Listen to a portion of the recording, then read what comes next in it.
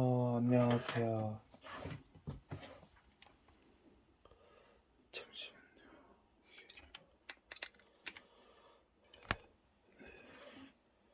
오늘은 나니아 연대기를 이제 시작하려고 합니다. 네. 원래 많은 사람들이 제 방송을 기대한다고 해가지고요. 그래서 그 소식을 듣고 다시 방송을 하려고 생각하고 있습니다. 네, 그러면 시작하겠습니다.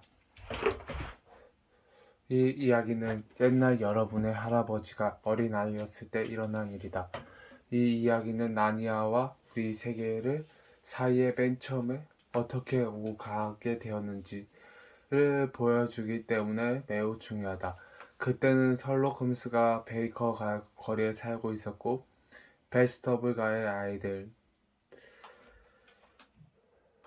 나오는 주인공이 루이성 거리에서 보물을 찾던 시대였다. 만약 여러분이 그 시대에 사는 남자아이였다면 날마다 빡빡한 짙은 칼날을 달고 다녀야 했을 거다. 게다가 학교는 지금보다 엄격했다. 그러나 음식은 그때가 더 맛있고 달콤했다. 말해봤자 입안에 군침만 돌 테니 음식들이 얼마나 값싸고 맛있었는지를 이야기하지 않겠다. 그리고 당시 런던에는 폴리 플러머라는 한 여자아이가 살고 있었다. 그 여자는 아이는 집들이 옹기종기 들어선 주택가에 살았다. 어느 날 아침 폴리는 뒤뜰에 나갔다가 옆집 정화에서 한 사내 아이가 담장 위로 얼굴을 쓱 내미는 바람에 깜짝 놀랐다. 여태껏 그 집에는 노총각 노처녀인 개털리 남매가 살고 있어서 어린 아이라고는 한 번도 본 적이 없었기 때문이다. 폴리는 호기심에 가득 차서 담장을 올려다 보았다. 낯선 그 사내 아이의 얼굴은 몹시 지저분했다. 한바탕 울고 난 뒤에 흙 묻은 손으로 문질렀다고 해도 그보다 더 깨끗해질 것 같았다. 사실 그 애는 지금 말한 것과 비슷한 짓을 했다. 폴리가 말했다. 안녕, 사내 아이가 말했다. 안녕, 이름이 뭐야? 폴리, 너는 디골이야. 어머, 이상한 이름도 다 있네. 폴리보단 이상하진 않아. 아냐, 이상해. 무슨 소리? 하나도 안 이상해. 어쨌든 난 세수는 해. 내가 지금 해야 할 일은 바로 그거야. 특히 폴리는 말을 멈췄다. 울고 나서는 말야 하고 말할 생각이었지만 그런 말은 예의에 어긋나는 것 같았기 때문이다. 티고리는 자기가 울었다는 사실을 남이 알든 말든 개의치 않을 정도로 불쌍한 아이처럼 더욱 큰 소리로 말했다. 그래, 나는 울었다. 더라도 울었을 거야. 정원 끄트머리에 강물이 흐르고 조랑말이 있는 시골에서 살다가 어느 날 갑자기 이런 지저분한 소굴로 왔다면 너라도 마찬가지였을 거야. 폴리는 분개해서 말했다. 런던은 소굴이 아니야. 그러나 디고리는 마음이 너무 상해 있어서 폴리가 한 말에 귀를 기울이지 않았다. 디고리는 계속 말했다. 게다가 너네 아버지 멀리 노예 계시고 제정신이 아닌 외삼촌이랑 이모랑 같이 살아야 한다며 누가 그걸 좋아하겠냐고. 또 그런 사람들이 너네 엄마를 돌봐주고 있고 그리고 너네 엄마가 아파서 자꾸 아파서 죽어가고 있다며. 억지로 눈물을 참고 있는 디고리는 얼굴이 일그러졌다. 미안해, 몰랐어. 폴리는 딱히 무슨 말을 해야 할지도 모르겠고 디고리의 기분도 바꿔주고 싶어서 가벼운 질문으로 말머리를 들었다. 캐털리 아저씨는 정말로 미쳤니? 글쎄, 미쳤거나 아니면 뭔가 다른 수수께끼가 있는 것 같다. 다락방에 외삼촌 서재가 있는데 레티 이모가 절대 올라가선 안 된대. 그 점이 수상해. 그리고 이상한 점이 또 있어. 외삼촌은 밥 먹을 때 레티 이모한테 한마디도 하지 않고 나한테만 무슨 말을 하려고 해. 그럴 때마다 이모는 항상 애삼촌의 말을 막아버리고 이렇게 말하지. 앤드루, 그 애를 괴롭히지 마. 디고리는 내 얘기를 듣고 싶지 않을 거야. 라든가, 자, 디고리, 이제 정원에서 나가 노는 게 어떠니? 하고 말야. 너네 외삼촌이 무슨 말을 하려고 그랬을까? 모르겠어. 한 번도 제대로 얘기한 적이 없거든. 그렇지만 뭔가 있어. 어느 날 밤, 사실은 어젯밤 일이야. 다락방으로 올라가는 계단 맨 밑을 지나 내 침실로 가는데 분명히 고함 소리가 들렸어. 혹시 정신 나간 아내를 거기에 가둬둔 게 아닐까? 그래, 나도 그런 생각이 들었어. 아니면 이조 집해범이거나. 아니면, 아니 어쩌면 보물섬에 나오는 사람처럼 해적이었을지도 몰라. 그래서 한상의 동료들을 피해 숨어 사는 게 아닐까? 폴리가 소리쳤다. 와, 엄청나다. 나는 내가 살고 있는 집이 그렇게 흥미로운 집인 줄 몰랐어. 지금은 흥미 있어. 하지만 우리 집에선 하룻밤만 자면 그런 생각이 싹 다 날걸? 웬두르 외삼촌이 내 방으로 살금살금 다가오는 소리를 밤새도록 들으면서 깨어 있으면 좋겠어. 게다가 우리 외삼촌은 눈이 얼마나 무시무시한데. 이것이 폴리와 디고리가 서로 친해진 계기였다. 그리고 여름방학이 시작되었고 그의 여름에는 둘 다 바닷가에 가지 않았기 때문에 거의 매일 만났다.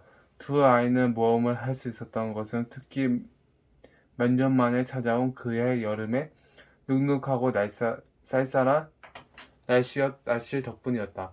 날씨가 그렇다 보니 아이들은 자연히 집안에 틀어박혀 지낼 수밖에 없었다. 그것은 한마디로 실내 탐험이라고 할 수 있었다.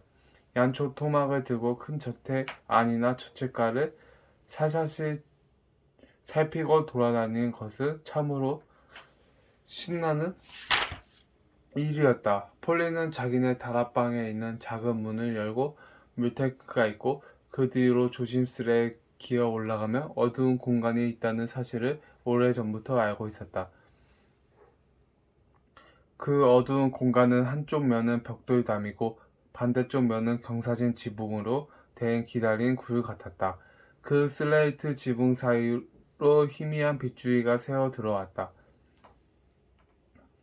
이 천장굴에는 바닥이라곤 전혀 없었어. 석가래에서 석가래로 발을 옮겨야 했고 그 틈새에는 회방죽을 발라 놓았다. 자칫 잘못해서 이 틈새를 디디면 곧장 그 밑에 방 안으로 떨어지게 된다. 폴리는 그때까지 밀수꾼의 동료 같은 물탱크 바로 옆에 굴로 들락날락했다. 폴리는 낡은 상자와 망가진 부엌 의자들을 가져와 조금이라도 바닥을 만들려고 석가래와 석가래 사이에 걸쳐 놓았다. 그리고 여기에다 여러 가지 보물이 들어있는 금고와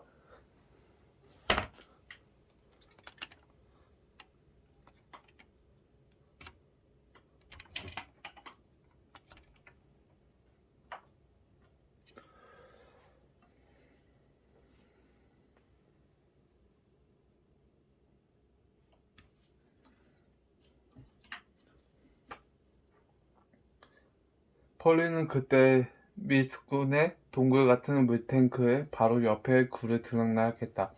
폴리는 낡은 상자와 망가진 부엌 의자들을 가져와 조금이라도 바닥을 만들려고 석가래와 석가래 사이에 걸쳐 놓았다. 그러고는 여기에다 여러 가지 보물이 들어있는 금고와 자기가 쓰고 있던 글과 사과 몇 개를 놓아 두었다. 또 종종 폴리가 생각이 나는 탄산음료를 마시고 버려둔 빈병들이 여기저기 나뒹굴고 있어서 그곳은 더 밀수꾼의 동굴처럼 보였다. 디고리는 그 청장굴을 상당히 마음에 들어했지만 아무래도 탐험을 하는데 더 관심이 있었다. 디고리는 말했다. 야, 이 굴은 얼마나 긴 거야? 그러니까 너네 집이 끝나는 데서 이 굴도 끝나버리는 거야? 아니 그 별도담은 계속 이어지는 거야. 얼마나 긴지는 나도 몰라. 그러면 이어진 집들 끝까지 갈 수 있겠네? 갈 수 있고 말고. 어머 참. 뭔데? 우리 다른 집 안으로 들어갈 수 있어. 아이고 그러다 도둑놈으로 붙잡히면 난 사양하겠어. 흥, 똑똑한 척 하겠네. 난 그냥 너네 뒷집을 생각했던 것뿐이야. 그 집이 왜? 그 집은 비어있거든. 우리가 이사 왔을 때부터 그 집은 쭉 비어 있었네. 그렇다면 한번 들어가 볼만 하겠는데? 디고리는 겉으로 말하는 품으로 속으로는 더 들떠 있었다.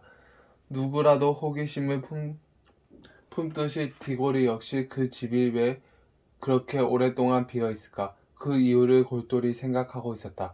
폴리도 마찬가지였다. 둘 다 유령 나오는 집이라는 말은 입 밖에 꺼내지도 않았고, 게다가 일단 들어가 보자는 말이 나온 이상 여기서 그만두는 것은 비겁한 짓이라고 느끼고 있었다. 디고리가 먼저 말을 꺼냈다. 지금 당장 들어가 볼까? 좋아. 뭐 싫으면 안 가도 돼. 내가 한다면 할 수 있겠어. 그런데 우리가 그 집에 제대로 들어간 건지 아닌지 어떻게 알 수 있지? 그래서 둘은 다락방으로 석가래 사이가 몇 발자국이나 되는지 세어보기도 했다. 그러면 방 하나에 석가래가 몇 개씩 있는지 알 수 있으니까. 폴린의 집에 있는 두 개의 다락방 사이를 지나는데 는 석가래가 4개쯤 있고 하녀방도 다락방처럼 석가래가 4개쯤 있으니까 집 전체 길이를 알 수 있었다. 그 거리의 2배를 가면 디고린의 집 끝에 닿을 것이다. 그때 아무 문이나 들어가면 빈집의 다락방으로 통하게 된다. 디고리가 말했다. 그런데 난 그 집이 진짜로 텅 비어있을 것 같지가 않아. 그럼 어떨 것 같은데? 내 생각엔 누군가 거기서 몰래 살고 있을 것 같아. 밤에만 어두운 등불을 들고 들락거리면서 말이야. 우리는 어쩜 잔인한 범죄 집단을 찾아내서 형상금을 받을지도 몰라. 뭔가 내막이 없고서야 몇 년씩이나 비어있는 게 말이나 돼? 우리 아빠 하수도 일 때문일 거라던데? 채, 어른들은 맨날 재미없는 추리만 한다니까? 두 아이는 밀수꾼의 동굴에서 촛불을 켜고 있다가 이젠 하나 다락방으로 나와 얘기를 하니까 그 빈집에서 유령이 나온 것으로 생각을 많이 가셨다. 다락방 길이를 재고 나서는 연필로 전체 길이를 계산해 보아야 했다. 처음에는 둘의 합계가 서로 달았다.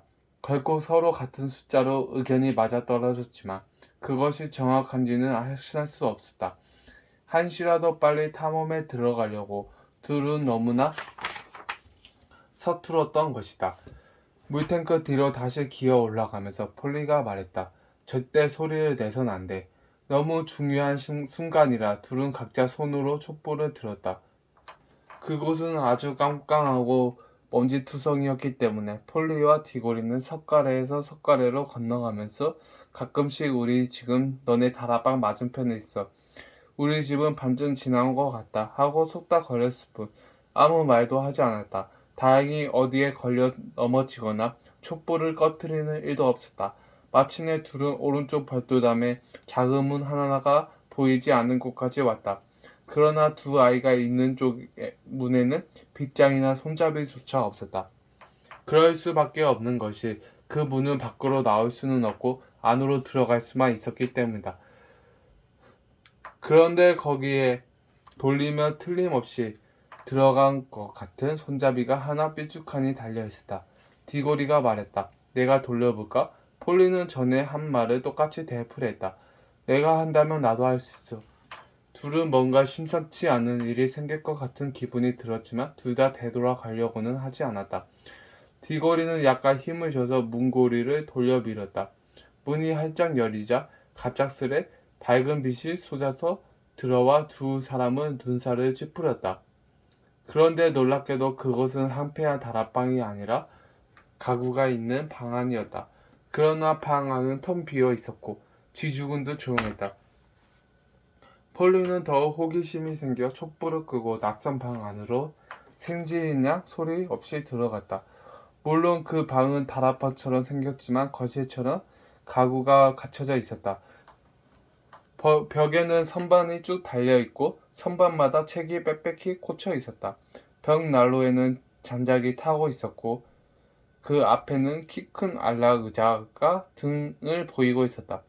폴리아 안락 의자 사이에는 방 한가운데를 거의 다 차지하고 있는 끔찍한 책상이 놓여 있었다. 그 책상에는 책과 노트, 잉크병, 펜, 풀, 현미경 등 온갖 것들이 널려 있었다. 폴리는 그 중에서 반지들이 담긴 선홍색 나무 쟁반을 가장 먼저 보았다. 그 반지들은 노란색과 초록색이 한 쌍을 이루고 있었고 조금 사이를 두고 또 다른 노란색과 초록색 반지 한 쌍이 놓여 있었다. 보통 반지들보다 크지는 않았지만 어찌나 반짝반짝 빛이 나는지 금방 확 눈에 띄었다. 그 반지들은 우리가 상상할 수 있는 반짝거리는 작은 물건 가운데 가장 아름다운 것이었다. 폴리가 좀 더 어렸다면 반지 하나는 입안에 감추고 싶었을지도 모른다. 방 안이 너무 조용해서 시계 초침 소리까지 똑똑히 들렸다. 그러나 폴리가 방금 눈치챘듯이 아무 소리가 없이 조용하기만 한 것은 아니었다. 어렴풋이 아주 어렴풋이 잉잉거리는 소리가 들렸기 때문이다. 만일 그 당시에 이미 진공청소기가 발명되었다면 폴리는 그 소리를 멀리 몇 층 아래에 있는 방에서 아득히 들러오는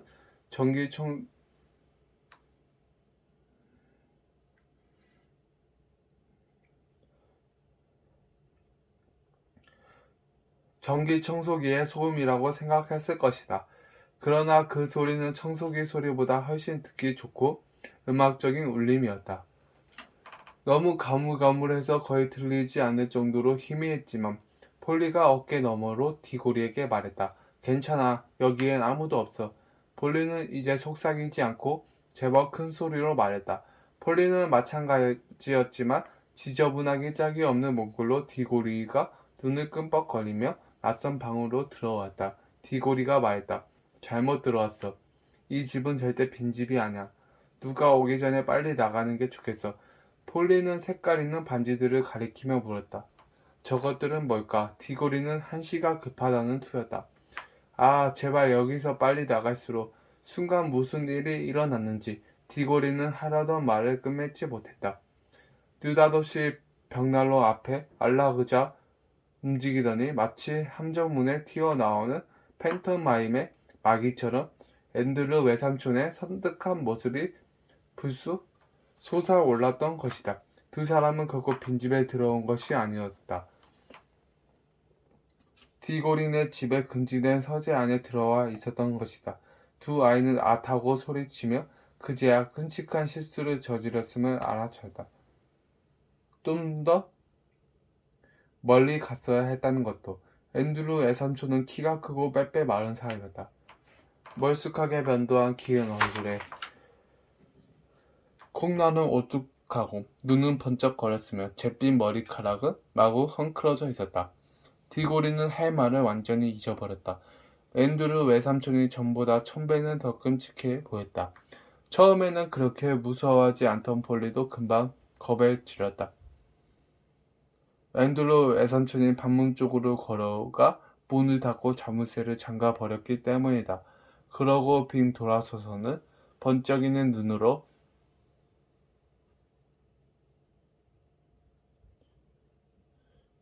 아이들을 뻔히 쳐다보며 이를 드러내고 소리 없이 웃었다. 앤드루 외삼촌이 말했다. 자, 이제 그 멍청한 누이도 너희한테 힘을 쓸 수 없겠지? 그것은 도저히 어른이 할 만한 행동이 아니었다. 폴리의 가슴은 터질 것만 같았다. 폴리와 디고리는 아까 들어왔던 작은 문 쪽으로 뒷걸음치기 시작했다. 그러나 웬드루 외삼촌은 두 아이보다 동작이 훨씬 낯셌다. 외삼촌은 벌써 폴리와 디고리 뒤로 가서 그 문까지 잠가버리고 문 앞에서 떡 버티고선 손을 비비며 손가락 마디를 딱딱 꺾어댔다. 몫이 희고 아름다운 기다란 손가락이었다. 외삼촌이 입을 열었다. 너희들을 보게 돼서 반갑구나. 내가 바라던 게 바로 아이 2명이었거든. 폴리가 말했다. 캐털리 아저씨, 이제 저녁 먹을 때가 다 됐어요. 집에 가봐야 할 것 같아요. 제발 집에 보내주세요. 네? 아직 안 돼.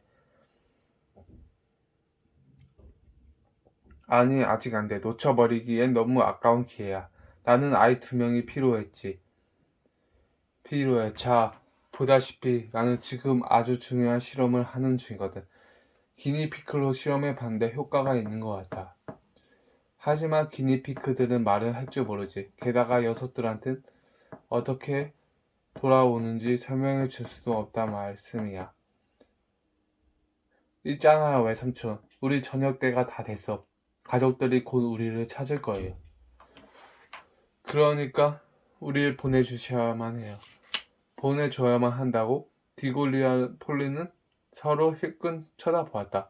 감히 소리내어 말하지는 않았지만 둘의 눈빛은 이거 큰일 났지. 절대 외삼촌 비위를 건들지 말자라고 말하고 있었다. 폴리가 말했다.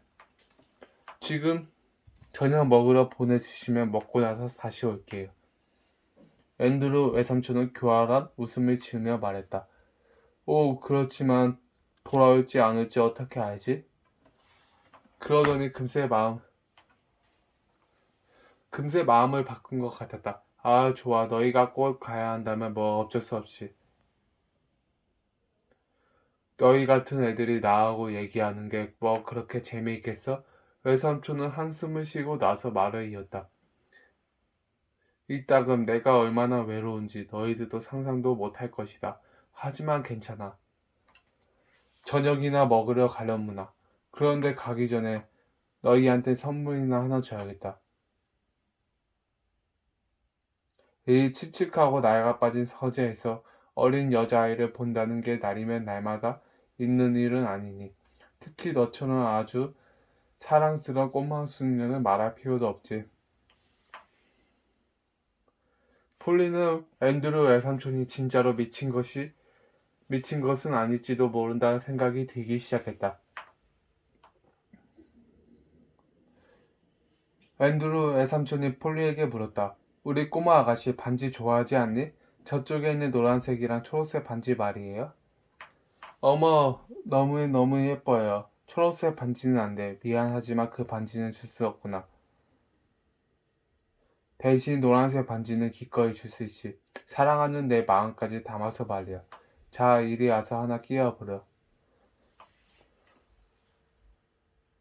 폴리는 이제 두려운 마음이 싹 가셨고 이 늙은 신사가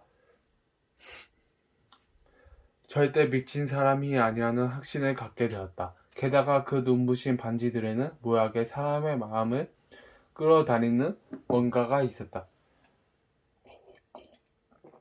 폴리는 나무 쟁반 쪽으로 다가갔다. 어머나, 여기서 유인 소리가 더 크게 나네. 꼭 반지에서 나는 소리 같아요. 앤드류 외삼촌은 웃으면서 말했다. 하하하, 참으로 재미있는 상상인데? 우리 귀염둥이 꼬마 아가씨. 앤드류 외삼촌이 웃음소리를 아주 자연스럽게 들렸지만 디고리는 외삼촌의 얼굴에서 탐욕에 가까운 열망을 눈치챘다. 그 순간 디고리가 소리쳤다. 폴리, 바보 같은 짓 하지 마. 거기에 손대면 안 돼. 그러나 이미 때는 늦었다. 디고리가 소리친 순간 폴리의 손은 이미 반지 하나를 만지고 있었다. 그리고 순간적으로 아무런 빛도 소리도 없이 폴리는 사라졌다. 방 안에는 디고리와 앤드루 외삼촌만 남아있었다. 그것은 너무나 갑작스러운 일이었다. 디고리는 악몽 속에서 겪어보지 못한 끔찍한 강경의 비명을 꽤 지르고 있었다. 앤드루 외삼촌이 재빨리 손으로 디고리의 입을 틀어막았다. 가만히 있어. 외삼촌은 디고리의 귀에다 쉿 하고 속삭였다. 내가 소리 지르면 엄마가 듣겠지. 그럼 엄마가 얼마나 놀랄지 잘 알 텐데. 나중에 디고리가 말했듯이 그런 식으로 사람을 궁지에 몰아넣는 외삼촌의 야비한 태도에 디고리는 속이 메을 것 같다. 그러나 어쨌든 디고리는 다시 소리를 지를 수밖에 없었다. 앤드루 외삼촌이 말했다. 아, 그래야지. 하기야. 소리를 지르는 것도 당연해. 누군가 사라지는 걸 처음 볼 때는 충격이지. 뭐 나도 어느 날 밤에 기니피크가 사라지는 걸 봤을 때 그랬으니까. 그럼 외삼촌이 빈명을 질렀던 게 그때였어요? 아, 너 그 소리를 들었구나. 그렇지. 설마 그동안 나를 감시해온 건 아니겠지? 디고리는 벌컥 화를 내며 말했다. 절대 그렇지 않아요. 그런데 도대체 폴리한테 무슨 일이 일어난 거죠? 앤드루 왼사촌은 손을 비비며 말했다. 귀여운 녀석. 나를 축하해주렴. 내 실험이 성공했어. 그 꼬마는 사라져서 없어진 거야. 이젠 이 세상에서 사라진 거라고. 외삼촌, 그 애한테 도대체 무슨 짓을 한 거죠? 보내버렸어. 또 다른 세계로 말씀이야. 도대체 그게 무슨 말씀이에요? 앤드루 외삼촌은 앉아서 얘기하기 시작했다. 자, 이제 모든 걸 말해주지. 혹시 전에 르페이 부인 얘기 들어본 적 있니? 저희 골모 할머니인가 하는 분 말이에요? 아니, 그건 정확한 말이 아니야. 그분은 내 대모님이었어. 저기 벽에 걸려있는 분이시지. 디고리는 빗발의 사진을 바라보았다. 그것을 보니 쓱 늙은 여자 얼굴이었다.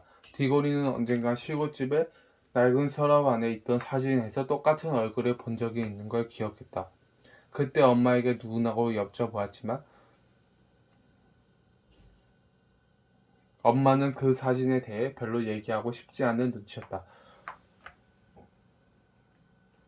물론 옛날 사진만 보고 함부로 말할 수는 없지만 디고리는 사진 속의 주인이 그다지 기분 좋은 인상은 아니라고 생각했다. 디고리가 물었다. 앤드루 외삼촌, 저분한테 뭔가 문제가 있는 거죠? 앤드루 외삼촌은 킬킬거리며 말했다. 글쎄, 무엇을 문제로 생각하느냐에 달렸겠지. 사람들은 속이 너무 좁으니까. 그분이 말년에 유별났던 건 사실이야. 분명 없는 짓을 많이 하셨거든. 그 때문에 사람들이 그분을 가두었지. 그럼 정신병원에 가두었단 말이에요? 앤드루 외삼촌은 깜짝 놀라며 말했다. 오, 아니야. 그런 얘기 아니야. 그냥 감옥에 가두었다는 소리지. 세상에, 도대체 무슨 짓을 했기에요? 가엾은 분이야. 몹시 어리석었지. 별의별 일을 다 하고 돌아다니셨어. 뭐 일일이 다 얘기할 필요는 없겠지. 어쨌든 나한테는 언제나 잘해주셨단다. 하지만 그런 게 폴리하고 무슨 상관이죠? 저는 앤드루 외삼촌이 디고리의 말을 가로막았다. 임마, 때가 되면 다 얘기할 거야. 그리고 다시금 하던 이야기를 이어나갔다. 르페이 대모님은 돌아가시기 직전에 감옥에서 풀려나갔지. 임종을 앞두고는 거의 몇 사람밖에 안 만나셨는데 나도 그 중 한 사람이었어. 너도 알다시피 그분은 무식한 보통 사람들을 싫어하셨지. 나도 마찬가지였어. 그런데 그분과 나는 같은 일에 관심을 갖고 있었어. 돌아가시기 며칠 전에 그분이 나더러 자기 집에 있는 낡은 책상에 가서 비밀 서랍을 열고 그 속에 있는 작은 상자를 가져오라고 하시더구나. 상자를 집어든 순간 나는 손가락을 찌르는 듯한 느낌을 받으면서 내가 뭔가 엄청난 비밀 상자를 지었다는 걸 알아채지. 그분은 나한테 그걸 주면서 자기가 죽자마자 정해진 의식에 따라 다친 상태 그대로 불에 태워버리겠다는 약속을 했어. 난 그 약속을 지키지 않았지. 이제 보니 외삼촌은 아주 비열한 사람이군요. 앤드루 외삼촌은 당황한 표정을 지으며 말했다. 비열하다고? 아, 무슨 뜻인지 알겠다. 모름지기 사내 녀석이라면 기필코 약속을 지켜야 한다 이 말인가? 옳은 소리야. 옳고 말고 당연한 얘기지. 내가 그렇게 배웠다니. 이건 여간 깊은 게 아닌데? 하지만 내가 꼭 이해해야 할 게 있단다.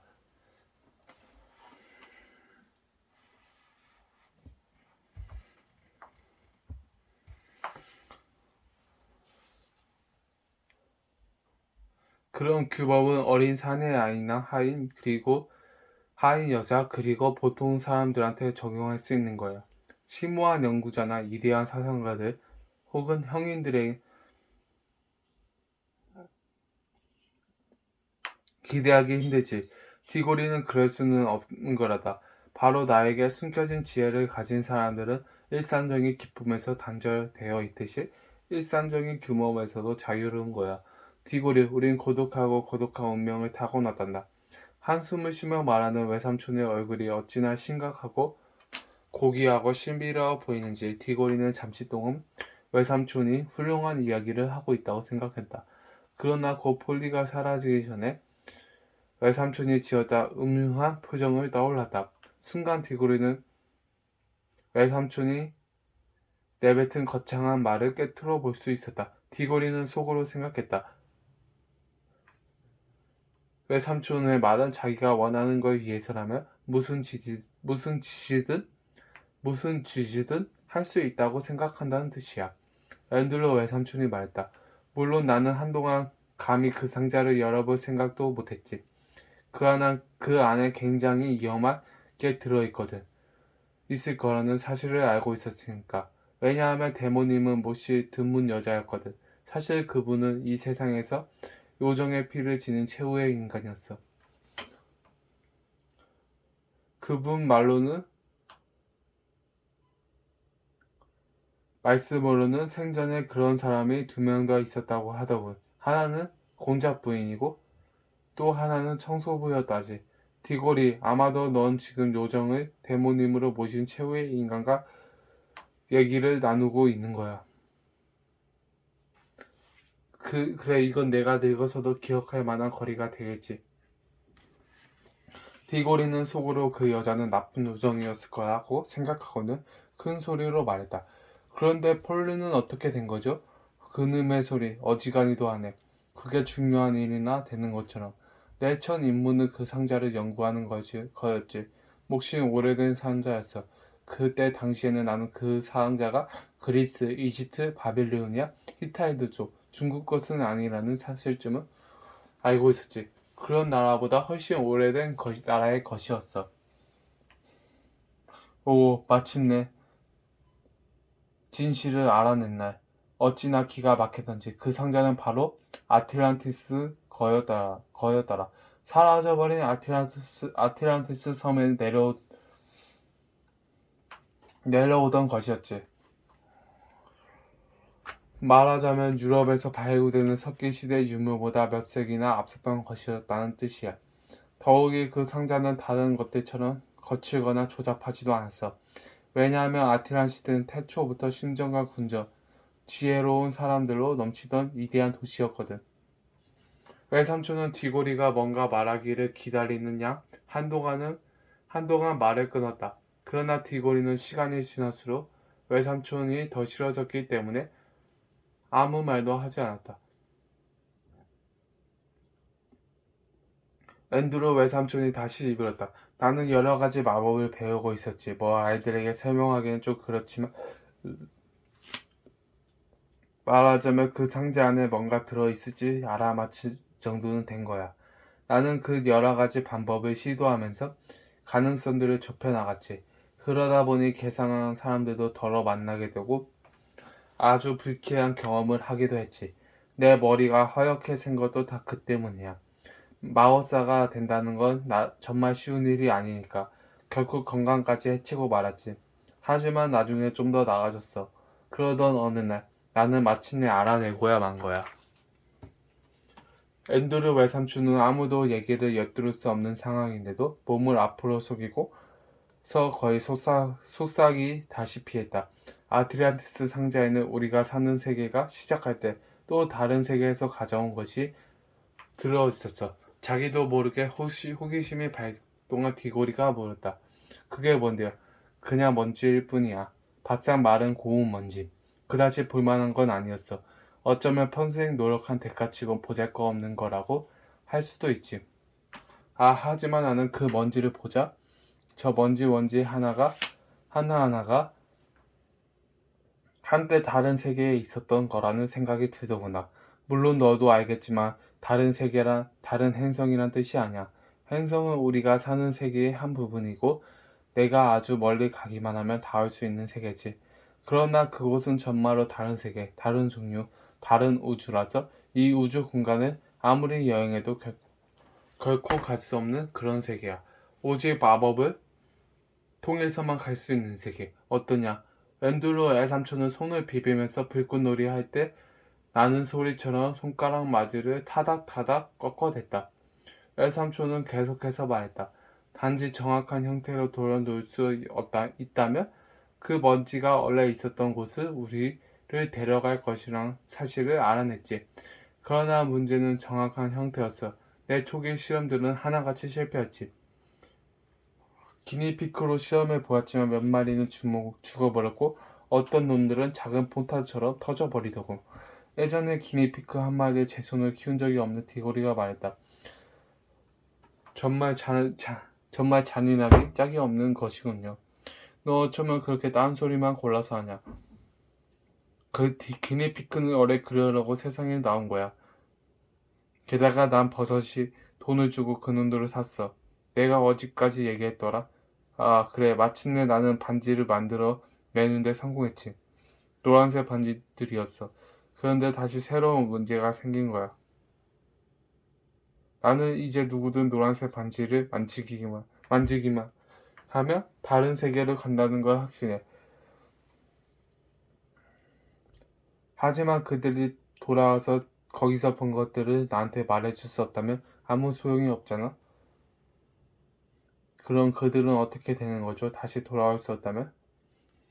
엄청난 공경에 빠지는 거잖아. 왼수로 외삼촌은 도저히 못 참겠다는 얼굴로 말했다. 넌 뭐든지 삐딱하게만 보려고 하는구나. 이게 얼마나 중요한 실험인지 모르겠어? 누군가를 다른 세계로 보내는 이유는 그 세계가 어떤 곳인지 알아내기 위해서야. 그렇다면 외삼촌이 직접 가시지 그랬어요.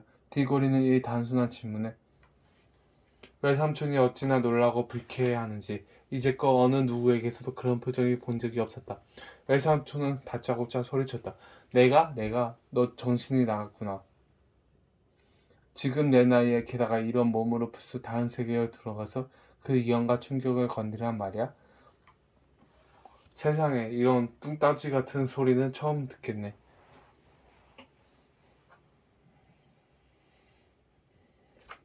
세상에 이런 뚱따지 같은 소리는 태어나서 처음 듣겠네. 도대체 내가 지금 무슨 말을 했는지 알긴 하니? 다른 세계가 뭘 뜻하는지 좀 생각해봐. 어떤 것을 무엇을 만날지 모르는 거란 말이야. 결코 그 때문에 폴리로 그리로 보낸 거군요. 디고리는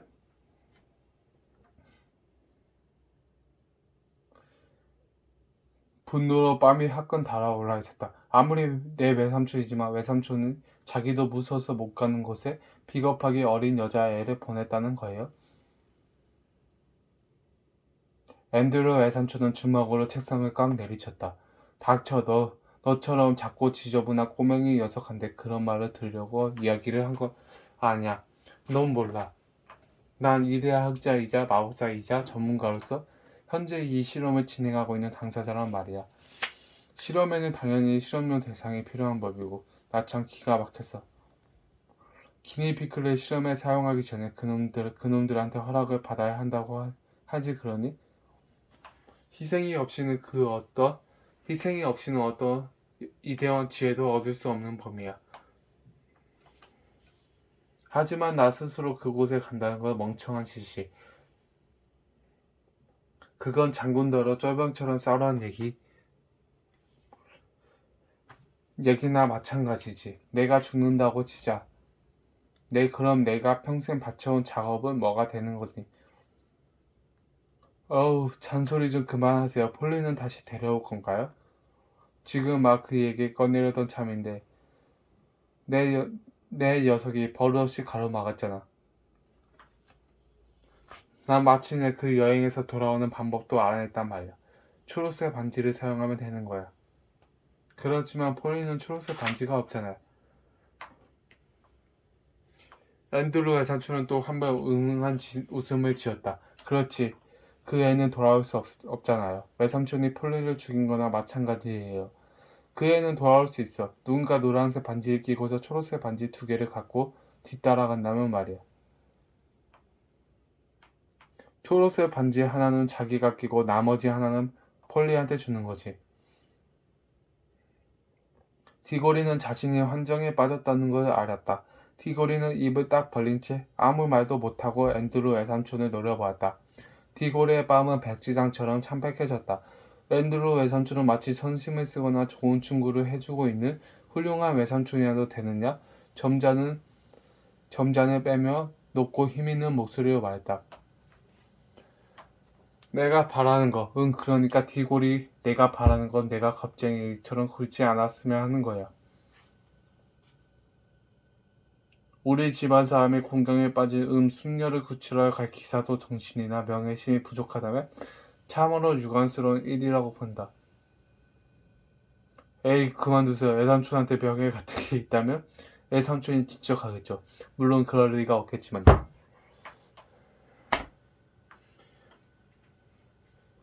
에이, 하지만 외삼촌은 짐승이에요. 미리 모든 계획을 다 짜놓고서 일단 폴리를 아무것도 모른 채 보내놓고 내가 뒤따라 가지 않을 수 없게 만든 거잖아요. 외삼촌은 가증스러운 웃음을 지으며 말했다. 물론이지. 좋아요, 내가 가겠어요. 하지만 먼저 한 가지 속 시원히 말해둘 게 있어요. 나는 지금까지 마법 따위 믿지 않았어요. 이제는 진짜 그런 게 있다는 걸 알았어요. 그리고 마법이 정말로 존재한다면 옛 이야기들이 얼마 정도 사실일 거라고 봐요. 그리고 외삼촌은 이야기 속에 나오는 사악하고 잔인한 마법사 중 한 사람이에요. 나는 그런 사람들이 마지막에 가서 벌을 받지 않는 이야기는 읽어본 적이 없어요. 외삼촌도 그렇게 될 거예요. 반드시 그렇게 되고 말 거라고요. 이제까지 디고리가 했던 말은 앤드루 외삼촌의 가슴을 정통으로 찔렀다. 앤드루 외삼촌은 순간적으로 움찔하며 공포에 떨었다. 공포에 질린 얼굴 표정은 비록 외삼촌이 짐승 같은 짓을 하긴 했어도 동정심을 느끼지 않을 수는 없을 만큼 처절해 보였다. 그러나 잠시 후 외삼촌은 그런 표정을 떨쳐버리려고 억지로 웃으며 말했다. 네, 오늘은 여기까지 읽겠습니다. 네, 내일도 영상을 찍어 올리겠습니다. 그럼 감사합니다.